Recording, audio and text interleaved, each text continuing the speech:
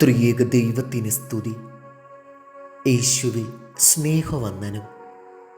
സഖായിയുടെ വീട്ടിൽ അത്താഴത്തിന് പോയപ്പോഴും ശീമോന്റെ ഭവനത്തിൽ വിരുന്നിലിരുന്നപ്പോഴും കണ്ണീർ കൊണ്ട് കഴുകാൻ പാപിനിക്ക് കാല് നീട്ടിക്കൊടുത്തപ്പോഴും യൂദാസിനോടൊത്ത് പെസഹ ഭക്ഷണത്തിനിരുന്നപ്പോഴും കഥയറിയാത്തവനായിരുന്നില്ല ക്രിസ്തു. കിണറ്റിൻ കരയിൽ കുടവുമായി വന്ന ശമരിയക്കാരിക്ക് 5 ഭർത്താക്കന്മാർ ഉണ്ടായിരുന്നു എന്നും ഇപ്പോഴുള്ളവൻ ഭർത്താവല്ലെന്നും അറിഞ്ഞുകൊണ്ട് തന്നെയാണ് അവളോട് സംസാരിച്ചത്. അവളുടെ അഭിമാനത്തെ മുറിവേൽപ്പിക്കാതെ കുടിവെള്ളം ചോദിച്ചുകൊണ്ട് ശാന്തമായി അവളെ ആശ്വസിപ്പിക്കുകയായിരുന്നു.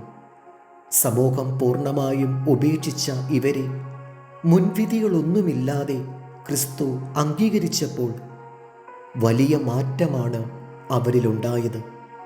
ന്യായപ്രമാണവും കൽപ്പനകളും നിരത്തിവെച്ച് ക്രിസ്തു വലിയ ഉപദേശ പ്രസംഗങ്ങളൊന്നും അവർക്ക് കൊടുക്കുന്നില്ല.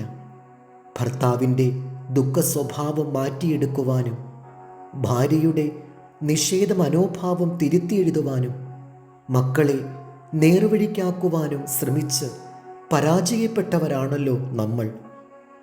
വലിയൊരു നീതിമാനെപ്പോലെ, വിശുദ്ധയെപ്പോലെ വിമർശനവും കുറ്റപ്പെടുത്തലും അസഹ്യപ്പെടുത്തുന്ന ഉപദേശ പ്രസംഗങ്ങളും നടത്തി നമുക്കും മറ്റുള്ളവർക്കും തലവേദന ഉണ്ടാക്കിയതിന് പകരം അംഗീകാരവും സ്നേഹവും കൊടുത്തിരുന്നുവെങ്കിൽ എല്ലാ പ്രശ്നങ്ങൾക്കും പരിഹാരം കണ്ടെത്താനായേനെ.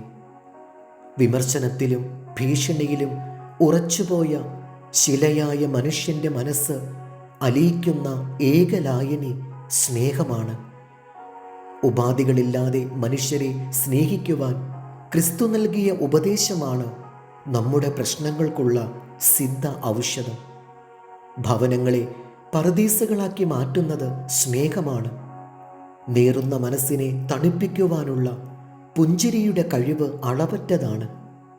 സ്നേഹം നിറഞ്ഞ ഹൃദയത്തിൻ്റെ സന്ദേശവാഹകനാണ് പുഞ്ചിരി. അവസരം വരുമ്പോൾ അതിൻ്റെ അനുഗ്രഹം മറ്റുള്ളവർക്ക് കൊടുക്കുന്നതിൽ നാം മടി കാണിക്കരുത്. ഇരുട്ടിൻ്റെ ശക്തികളായ വിദ്വേഷവും പകയും കുറ്റാരോപണങ്ങളും ആഞ്ഞടിക്കുന്ന ഇന്നത്തെ സമൂഹത്തിൽ സ്നേഹത്തിൻ്റെ ദീപം അണയാതെ സൂക്ഷിക്കേണ്ടത് മനുഷ്യ സ്നേഹമുള്ള ഏതൊരാളുടെയും കടമയാണ്. യേശുവിൻ്റെ ശിഷ്യൻ യോഹന്നാൻ പറയുന്നു, പ്രിയപ്പെട്ടവരെ, നമുക്ക് പരസ്പരം സ്നേഹിക്കാം. സ്നേഹം ദൈവത്തിൽ നിന്നുള്ളതാണ്. സ്നേഹിക്കുന്നവൻ ദൈവത്തിൽ നിന്ന് ജനിച്ചവനും ദൈവത്തെ അറിയുന്നവനുമാണ്.